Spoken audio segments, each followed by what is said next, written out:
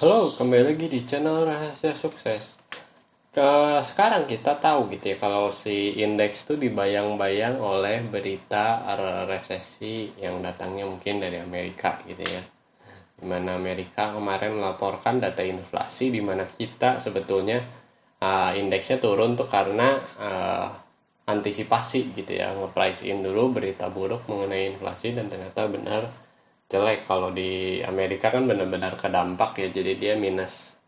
Kemarin udah antisipasi, setelah keluar minus lagi ya sekitar 2-3% gitu ya. Ada SP 500, Dow Jones, Nasdaq.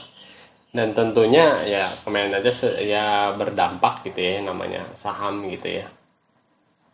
Tapi tentunya ya dampak-dampaknya hmm, nggak selalu ini ya, karena ada berita bahkan yang CNN Indonesia gitu ya bilangnya Bank Dunia apa resesi kecuali Indonesia gitu, apalah pokoknya. Ini beritanya baru-baru nih. Peringatkan ancaman resesi Indonesia kecuali Indonesia. Loh, kenapa kecuali Indonesia gitu ya?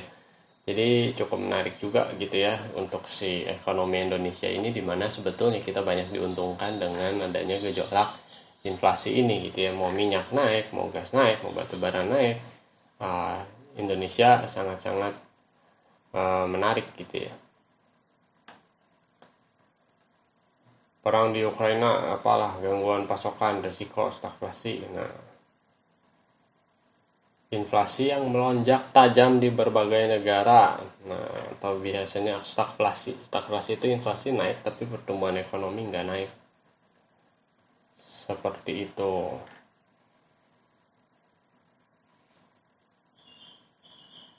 Indonesia tumbuh 5,1% ya. Di ini kemarin ada beritanya juga ya, lumayan lah gitu. Oh, berarti Indonesia katanya proyeksi pertumbuhan ekonomi itu tetap gitu. Kalau yang lain diturunin. Tapi Indonesia tetap aja gitu ya, makanya dibilangnya ya ini mah beritanya hmm, ya bohong banget, itu bukan peringatan ancaman resesi dunia. Jadi Bank Dunia hanya memproyeksikan penurunan pertumbuhan ekonomi gitu, kecuali Indonesia ya itu masih mending lah gitu. Dan saham yang kita bahas sekarang adalah si PMJS, Putra Mandiri Jembar. Jadi cukup menarik, kita kita cari tahu dulu nih ini perusahaan apa ya. Jadi sebetulnya kalau di saat pasar seperti ini gitu ya, saham-saham blue chip sih udah jelas pasti terkena gitu ya, karena mereka mempunyai banyak dana asing gitu. Sedangkan saham-saham yang sifatnya lebih lebih santai gitu ya, misalnya lebih ya lebih second liner atau third liner gitu ya, dia jadi lebih eh, cenderung masih bisa naik gitu ya, kalau ada orang yang main, ada bandar, ada orang gitu yang mempunyai kepentingan gitu ya di saham-saham ini gitu. Ini sebetulnya udah jelas gitu ya, sering banget yang namanya si pump and down gitu ya sebutnya ya, mungkin kayak gitu ya, dipompa diturunin, dipompa diturunin. Nah, tapi mungkin sedikit berbeda gitu ya dengan yang sekarang, karena ada berita bagus nih gitu. Ini kelihatan nih, ini di weekly juga kelihatan di support gitu ya. Ini dia naik mungkin ya sampai sini. Sini di weekly nggak kelihatan supportnya gitu ya, cuman kan ini uh, volumenya pun naik sebetulnya tuh, ini nggak terlalu banyak gitu, berbeda dengan ini kelihatan banget gitu ya di pumping ini. Tapi kalau di daily biasanya lebih kelihatan. Nah, jadi si ini ya biasa kan, berbeda dengan yang sebelumnya, lihat 1, 2, 3, 4 langsung di pump, jatuhin gitu ya. Kita tungguin. Nah, oh ini enggak.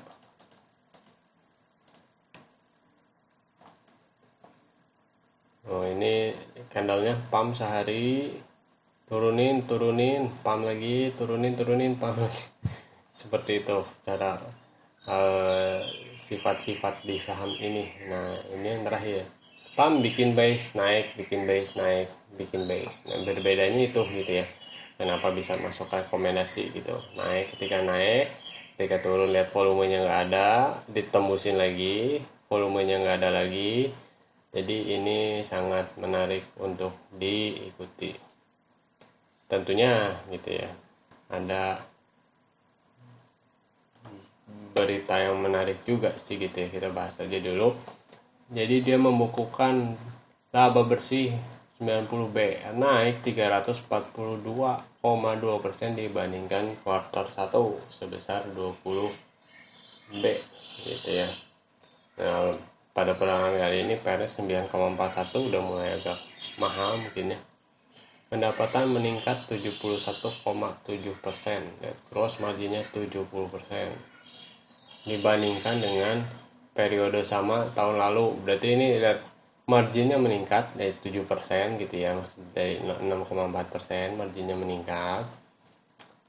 Laba bersihnya meningkat, ini yang paling penting sih laba bersih gitu ya. Kalau pendapatan meningkat 71%, jadi ya termasuk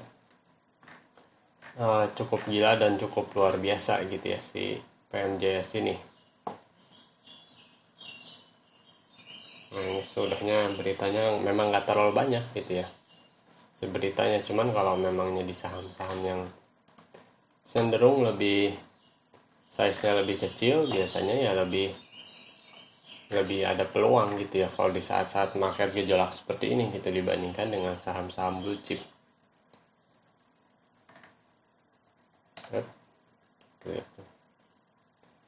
Jadi si ini kayak sih kalau dilihat dari namanya ya ini ya, kita coba lihat ini perusahaan apa, karena biasanya ketika masuk radar ya ini ya, masuk radar ketika ini nih tiga garis ini biru di atas hijau di atas merah konfirmasi, dan breaknya tuh nggak cuman break. Nah itu calon-calon dijatohin gitu ya kalau suatu saat gitu di dalam. Tapi kalau base break dengan volumenya yang oke, dengan volumenya yang pelan-pelan gitu daripada yang kayak gini, ini kelihatannya peluangnya ada di sini gitu ya. Dealership business, vehicle dealership business, jadi dia jadi dealer kendaraan bermotor gitu ya. Ada rental otomotif juga, ini biasa service dan maintenance. Ada e-commerce bisnisnya. Ini adalah ini nih, dealer Mitsubishi, Mercedes-Benz 1, 2 Nissan dan Datsun. Ada di 32, tapi banyaknya dalam Mitsubishi dealer. Jadi ini adalah dealer Mitsubishi. Jadi kalau kita lihat banyak expander di jalanan, salah satu yang diuntungkan adalah si Putra Mandiri Jembar ini. Seperti itu. Nah, jadi ini adalah grafiknya. Kita akan cari si entry-nya. Dan ini cukup tajam nih ya. Kita tarik trend line mungkin di sini ya. Nah, ini kan ada batasnya juga nih. Closing di atas 208. Nah, yang menarik ini volumenya ketika turun nih 3 ini agak volumenya dry. Ketika lihatnya ya, ketika ada volume nge-spike dan break ini, nah itu mungkin bisa untuk beli gitu ya. Ya ini cut loss-nya di sini udah jelas ya. Di sini aja lah. Nah, ini kita tahu nih risknya berapa kalau masuk tuh. Biasanya ini cuma untuk nentuin target awal ya nih. Nah ini ada resisten satu lagi nih, kalau bisa tembus ya kenapa enggak gitu ya. Nah, jadi kalau risk rewardnya 2:1 ya segini gitu ya. Kalau beli jika break ini keuntungannya di sekitaran 240 targetnya gitu. Tapi ini berdasarkan risk reward gitu. Ada yang menghitung target berdasarkan Fibonacci. Biasanya sih berdasarkan resisten yang sebelum-sebelumnya. Tapi di sini ada resisten di sini juga. Tapi menurut saya sih ya kalau udah tembus ini harusnya sih gampang untuk menembus ke atasnya lagi. Gitu. Cuman ya ini ada resikonya juga gitu ya. Karena keadaan market sedang kurang oke lah gitu ya. Ya, sampai di sini dulu video ini. Jangan lupa like atau komen jika ada yang kalian tanyakan, share dan diskusikan dengan teman kalian, dan yang terpenting tekan tombol subscribe. Sampai bertemu di video selanjutnya. Terima kasih.